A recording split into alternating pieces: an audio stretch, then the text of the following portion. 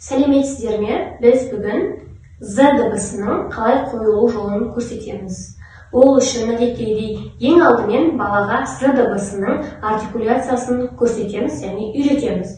Яғни көріп тұрғандарыңыздай, бұл жымиып жаттығуы, бала з дыбысын айтқан кезде тісін осы бір қалыпта ұстауы қажет, және жымиып тұрамыз. Бұл дыбыс с дыбысының артикуляциясына ұқсас. Дегенмен бізде з дыбысында дыбыс шығады. Яғни тілімізде сол қалыпта астыңғы тіске тіреледі. Бұл мысық жаттығу.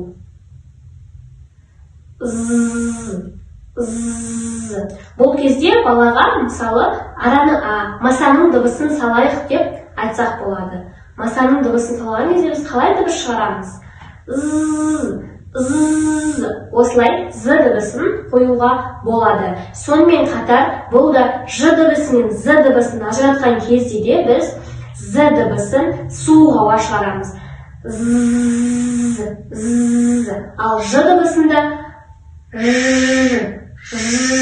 жылы ауа шығады. Осылай з дыбысы мен ж дыбысын ажыратуға болады.